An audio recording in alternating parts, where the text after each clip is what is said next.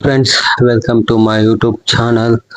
ಇವತ್ತಿನ ಒಂದು ಕತೆ ಏನಪ್ಪಾ ಅಂದ್ರ ತಾಯಿಯ ಕೊನೆಯ ಉಡುಗೊರೆ ಅಂತ. ಒಬ್ಬ ಬಡ ಹುಡುಗ, ಆತನ ಹೆಸರೇ ಕಾರ್ತಿಕ್. ಅವನ ತಾಯಿ ದಿನಗೂಲಿ ಕೆಲಸ ಮಾಡಿ ಮಗನನ್ನ ಓದಿಸುತ್ತಿದ್ದಳು. ಒಂದು ದಿನ ಶಾಲೆಯಲ್ಲಿ ಎಲ್ಲ ವಿದ್ಯಾರ್ಥಿಗಳು ಹೊಸ ಬ್ಯಾಗನ್ನ ತೆಗೆದುಕೊಂಡು ಶಾಲೆಗೆ ಹೋಗ್ತಾರೆ. ಆದರೆ ಕಾರ್ತಿಕನ ಬಳಿ ಹರಿದ ಬ್ಯಾಗ್ ಮಾತ್ರ ಇತ್ತು. ಅವನು ಮನೆಗೆ ಬಂದ. ಅಳುತ್ತಾ ತಾಯಿಯ ಮುಂದೆ ಕುಳಿತು, ಅಮ್ಮ, ನನಗೂ ಹೊಸ ಬ್ಯಾಗ್ ಬೇಕು ಎಂದ. ತಾಯಿ ನಗುತ್ತಾ, ನಾಳೆ ಕೊಡ್ತೀನಿ ಮಗ ಎಂದಳು. ಮರುದಿನ ಬೆಳಗ್ಗೆ ಕಾರ್ತಿಕ್ ಎದ್ದಾಗ ಹೊಸ ಬ್ಯಾಗ್ ಹಾಸಿಗೆ ಮೇಲೆ ಇತ್ತು. ಆದರೆ ಮನೆಯಲ್ಲಿ ತಾಯಿ ಇರಲೇ ಇಲ್ಲ. ಅಕ್ಕಪಕ್ಕದವರು ಬಂದು ಹೇಳಿದರು, ನಿನ್ನ ಅಮ್ಮ ರಾತ್ರಿ ಹೆಚ್ಚುವರಿ ಕೆಲಸಕ್ಕೆ ಹೋಗಿದ್ದಳು, ಮನೆಗೆ ಬರುವಾಗ ಅಪಘಾತವಾಗಿದೆ.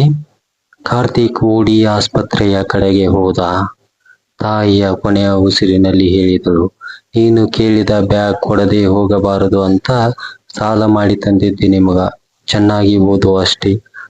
ಆ ದಿನದ ನಂತರ ಕಾರ್ತಿಕ್ ಪ್ರತಿದಿನ ಆ ಬ್ಯಾಗ್ ನೋಡಿದಾಗ ತಾಯಿಯ ತ್ಯಾಗ ನೆನಪಿಸಿಕೊಂಡು ವರ್ಷಗಳ ನಂತರ ಅವನ ದೊಡ್ಡವಾದಂತ ಒಂದು ಕೆಲಸಕ್ಕೆ ಸೇರ್ತಾನೆ.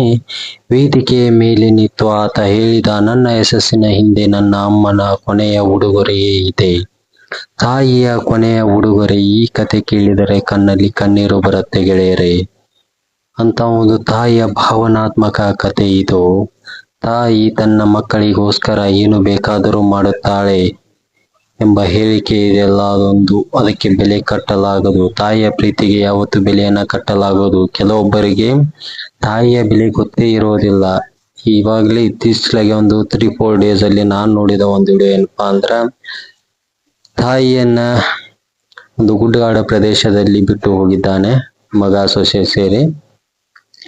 ತಾಯಿ ಅಳುತ್ತಾ ಯಾರೋ ವಿಡಿಯೋನ ಮಾಡ್ತಾ ಇದ್ರು. ತಾಯಿ ಅಳುತ್ತಾ ಹೇಳ್ತಾ ಇದ್ಲು. ನೋಡಿ ಫ್ರೆಂಡ್ಸ್, ದಯವಿಟ್ಟು ಯಾರು ಮಾಡೋದಕ್ಕೆ ಹೋಗ್ಬೇಡಿ. ಯಾಕಂದ್ರೆ ಕೆಲವೊಬ್ಬರಿಗೆ ತಾಯಿ ಇರಲ್ಲ. ತಾಯಿ ಇಲ್ದವ್ರಿಗೆ ತಾಯಿ ಬೆಲೆ ಗೊತ್ತಾಗೋದು, ಇದ್ದವರಿಗೆಲ್ಲ. ಹಾಗಾಗಿ ದಯವಿಟ್ಟು ಯಾರು ತಂದೆ ತಾಯಿಗಳನ್ನ ಆ ರೀತಿ ಬಿಟ್ಟು ಹೋಗೋದಕ್ಕೆ ಹೋಗ್ಬೇಡಿ. ನೀವು ಚಿಕ್ಕವರಿದ್ದಾಗ ಅವ್ರು ನಿಮ್ ಜೋಪಾನ ಮಾಡಿರ್ತಾರೆ.